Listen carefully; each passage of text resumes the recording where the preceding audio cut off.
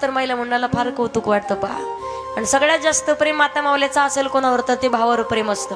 अहो एकदा का सण आला, महिला म्हणतात बंधू येईल माहेरी नायाला, गौरी गणपतीच्या सणाला.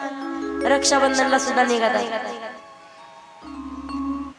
ज्या वेळेला तुम्ही गावाकडे जाता माहेरासाठी, माहेराला जर गेल्या ना, माहेरावरून येताना तिकडे जर भावाची जास्तच गरिबी असेल, वडिलांची जास्त गरिबी असेल, भावाला सांगते मला बस स्टँड वरती सोड. बस स्टँड वरती उतरते आणि तिथून एका कपड्याच्या दुकानात जाणार. भाऊ म्हणतो ताई अगं तू आलीस माझ्याकडे भेटायला, पण माझी ऐपत नाही, तुला नाही या वर्षी साडी घेऊ शकत मी. दुसऱ्या वेळेला आली ना तोपर्यंत पैसे जमा करून ठेवतो, मग साडी घेतो. बहीण सांगते मला बस स्टँड वरती उतर म्हणे, मी जाते. तिथं जवळ कपड्याचं दुकान पाहते, साडीच्या दुकानात जाते. मालकाच्या खिशातले पैसे हाणलेले असतात, तिकडे 4,000ची 3,000ची साडी घेणार. आणि साडी घेऊन माहेराला आली सासरला. सासरला आल्यावर मालकाला म्हणते पहा माझ्या भावाने किती भारी साडी घेतली 4,000ची. मालकाला कुठं माहिती आपल्याच खिशातले पैसे आहेत म्हणून.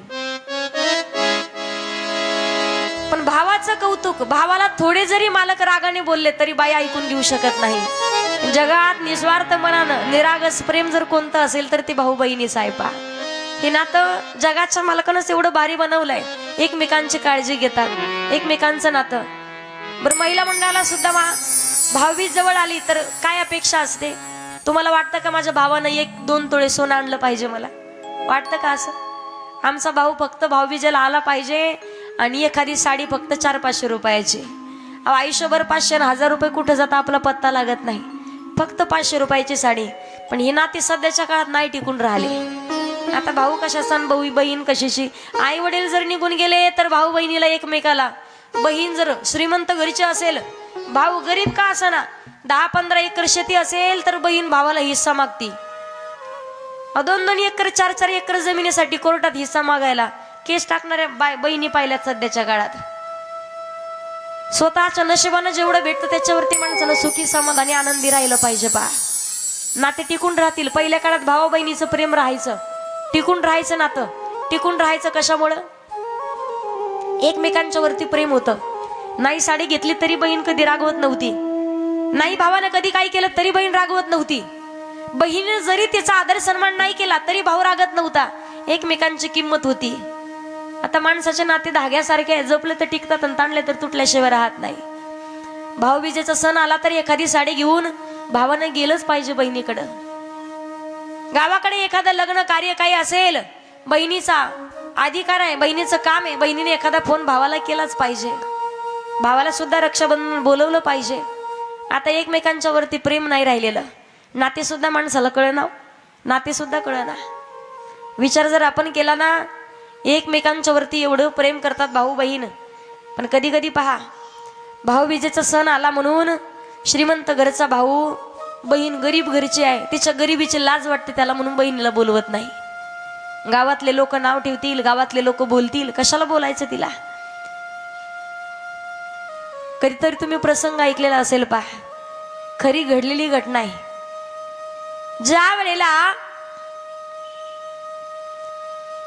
2-4 वर्ष 5 वर्ष लग्नाला झालेत, दरवर्षी भाऊबीज सण आली, भाऊबीज आली, रक्षाबंधनचा सण आला तर बहीण भावाची वाट पाहायची.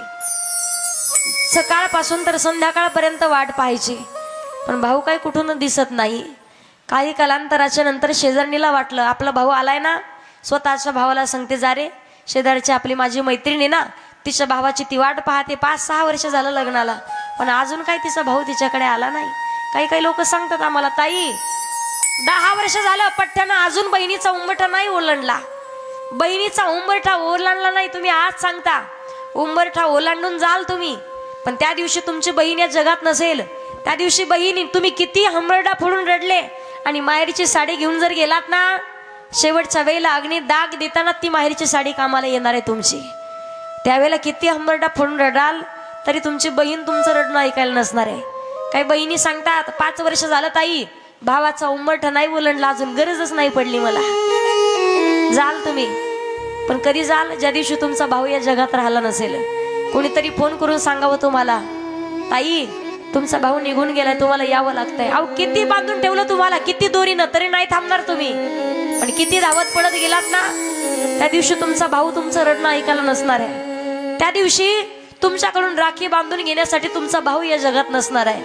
बोलत नसाल भावाला, कधीतरी कदाचित फोन लावा आणि एखाद्या वेळेला म्हणा, दादा अरे मला भेटण्यासाठी ये गावाकडं. भरपूर वर्ष झाले रे, लहानपणी एका ताटात जेवलोय.